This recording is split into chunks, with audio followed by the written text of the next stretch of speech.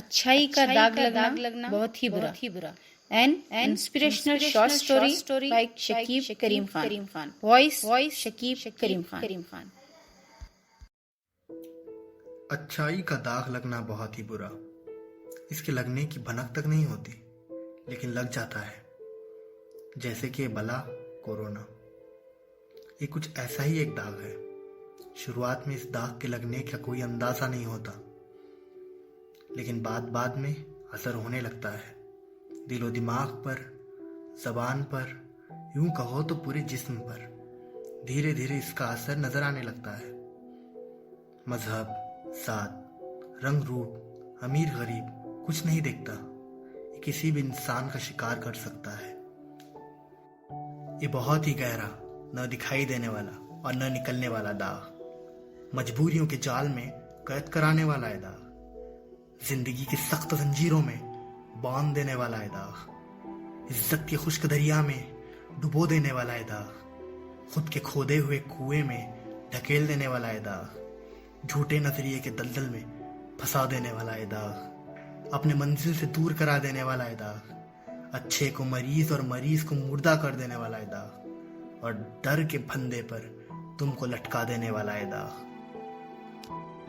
और इस दाग की तारीफ में क्या कहना, इतना सब काफी है।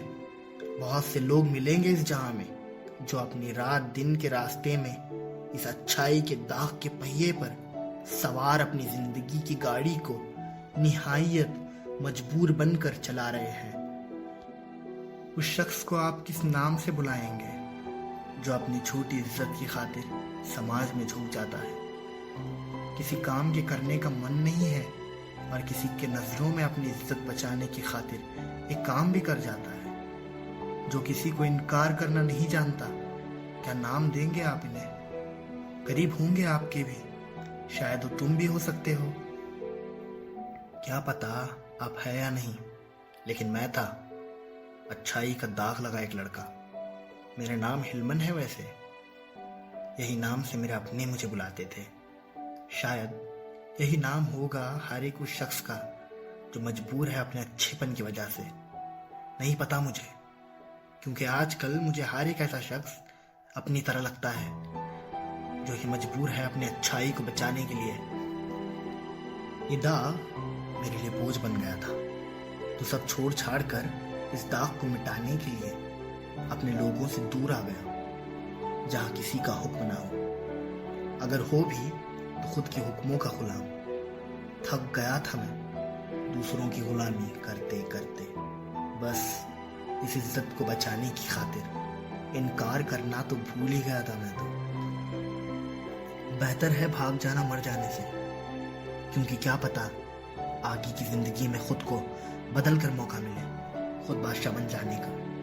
लेकिन मरने का ख्याल तो अभी भी आ रहा था, क्योंकि हालत तो ऐसी हो गई थी जैसे आसमान से गिरा और खजूर में अटका। अपने लोगों के साथ था तो परेशान उनके ऑर्डर्स की वजह से, लेकिन 2 वक्त की रोटी तो नसीब होती थी। लेकिन यहाँ न ही पैसा था कुछ खरीद कर खाने को, और न ही किसी से मांगने की हिम्मत, क्योंकि इज्जत का गुलाम अभी भी था मैं। मेरे पास कुछ था तो अल्लाह की बनाई कुदरत, जो कि मेरे आंखों के सामने बह रही थी। इसी के शफाफ मशरूब से और इसी बहती कुदरत के दामन में लगे कुछ खट्टे मीठे फलों से मैं आज तीसरा दिन खुद को जिंदा देख रहा था। जैसा कि मैंने कहा, तीसरा दिन, बिल्कुल सही सुना। ये मेरा तीसरा दिन था मुझे घर छोड़े हुए। ये बहती नदी का पानी और ये फल बस यही थे जो मेरे पेट को भूख का एहसास होने नहीं दे रहे थे। लेकिन जबान जो आदी थी घर के बने हुए खाने की, आज बड़ा याद कर रही थी अम्मी के बने खानों का। न जाने क्या कर रही होगी अम्मी मेरी बहन और अब्बा। क्या उन्हें कुछ एहसास है मेरे ऐसे घर से चले जाने का? अगर है तो कैसा हाल हो गया होगा उनका मेरे बगैर, अल्लाह बेहतर जानता है। ये ख्याल आ रहा था सुबह से कि लौट चलूं घर, लेकिन ये कहाँ गया था मैं? इन गन्ने के खेतों के दरमियान से सिमत का तो इल्म ही नहीं रहा मुझे। न कोई दूर दूर तक नजर आ रहा था और न ही कोई नजदीकी गांव। जहां तक नजरें जा रही थी तो बस ये बहता पानी, हरी भरी घास, कुछ पेड़ और एक खेत नजर आ रहे थे। जब आया था तब अनजान था इस जगह से, बहुत ज्यादा डरा हुआ और जिंदगी से हारा हुआ, लेकिन थोड़ी बहुत पहचान हो गई थी इस जगह से।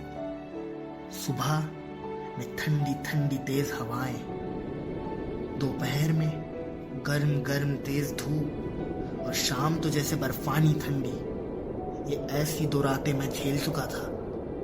रात तो अंधेरी कब्र की तरह लगती थी, बेहद डरावनी, कीड़े मकोड़ों वाली जगह बन जाती थी। कई मर्तबा ख्याल आया कि कीड़ों से ही अपने घर का पता पूछ लूं, लेकिन वो बेचारे खुद ही अपने घर की तलाश में थे। अब भटके हुए से क्या पता पूछना।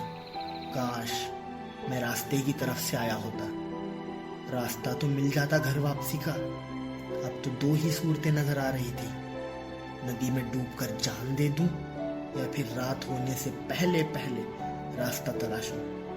अगर दूसरी सूरत जिसमें रास्ता भी तलाश लूं तो बस मेरे लिए खतरा ही खतरा नजर आ रहा था। रास्ते पर बहुत सारे पुलिस वगैरह रुके हुए थे। वजह कोरोना थी और मैं शायद चलते चलते मेरी रियासत की हद से दूर आ गया था। घर की यादें, भूखा पेट और इस दिन की धूप में तड़पता जिस्म बस मेरी जान लेने को थे। चक्कर सी आ रही थी, दोपहर भी होने को थी और मुझे उल्टी करने का जरा एहसास हुआ। जब ये गंदगी पूरी तरह से बाहर निकल गई, इसमें मुझे अपना खून भी गिरता मालूम हुआ। मेरा खून तैर रहा था मेरी उल्टी के ऊपर, जैसे कि पानी में तेल तैरता है। शाम शाम तक बहुत सारी उल्टियां हो गई, जिससे मैं अपना होश खो बैठा। जब सुबह आंख खुली तब एहसास हुआ कि मेरा जिस्म गीला है। मेरा जिस्म नदी के पानी में था, किनारे वाले पानी में। शुक्र है चेहरा नहीं डूबा, वरना इस जगह मौत होती तो बस मुझे जानने वाले बस कीड़े ही थे। वो भी मेरे जिस्म को अपना खाना समझकर खा बैठते। मैं उसी हालत में उठकर खड़ा हो गया और नदी से बाहर निकल कर बैठ गया। आंखों से आंसू बह रहा था, ख्वाहिश बिलक बिलक कर रोने की। घर की याद बड़ी आ रही थी। मेरी आंख से एक लंबा रेला निकलकर मेरे गीले हुए शर्ट पर गिर गया। वहीं दूसरे पानी के कतरों में मेरे आंसू का वो कतरा भी खो गया, जैसे कि मैं खो गया था। सर में काफी दर्द, पेट दर्द और गीला होने की वजह से जिस्म के दूसरे हिस्सों में भी मेरे गोश्त की पकड़ मजबूत मालूम हो रही थी। लेकिन ऐसी हालत में मेरा यहाँ और रुकना मतलब मौत को दावत देने के बराबर था। ऐसी हालत लेकर मैं घर रवानगी के लिए खड़ा हो गया। रास्ते की तलाश में उसी सिमत में निकला जिस सिमत से मैं यहाँ आया था। इन 3 रोज बहुत सारी चीजों का सबक हासिल हुआ, जैसे कि मेरी सोच बदल गई थी, जैसे कि मैं खुद बदल गया था। मेरे कान अपने लोगों के हुक्मों को सुनने के लिए तरस रहे थे। वो हुक्म जिन्हें बोझ समझकर मैं भाग आया था। इन हुक्मों की बड़ी याद आ रही थी। मैं ये सब सुनना चाहता था। मैं इन अहकामात पर अमल करना चाहता था। छोटे मोटे काम और जिम्मेदारियां होती थी, जैसे कि घर का सामान लाना, कहीं बाहर देर तक जाऊं तो वक्त पर घर वापस आना, ये पढ़ाई और सब छोटे मोटे काम कराने के अहकामात जो कि मेरे लिए होते थे, जिन्हें मैं अपना अच्छा किरदार अपने लोगों के नज़रों में बनाए रखने के लिए अंजाम देता था। अगर मेरा दिल भी ना होता तब भी अंजाम देता था। क्या मेरा किरदार बुरा हो जाता अगर मैं उन्हें कभी कभार मना कर देता कि आज मन नहीं है, पक्का अगली बार करूंगा? अगर ऐसे कहता तो क्या वो समझ नहीं पाते थे कि मैं कुछ करना नहीं चाहता हूँ, या फिर हाँ वो समझ पाते और मैं एक गलत फहमी में ये कदम ले बैठा। मेरी बातें भी बदल गई थी। आप सोच रहे होंगे कि ऊंट अब पहाड़ के नीचे आ गया। बिल्कुल सही। अगर ऊंट भी गलत है तो वो पहाड़ के नीचे जरूर आएगा, जैसे कि मैं आ गया था। अब ये यकीन हो गया था मुझे, अच्छाई का दाग लगना कभी बुरा नहीं होता, जब तक कि आप ये समझ नहीं पाते कि किसी काम को मना करने से ये दाग मिट नहीं जाता। अगर आप अच्छे हैं और ये समझते हैं, भले दुनिया जो भी समझे, बस अच्छाई कायम है।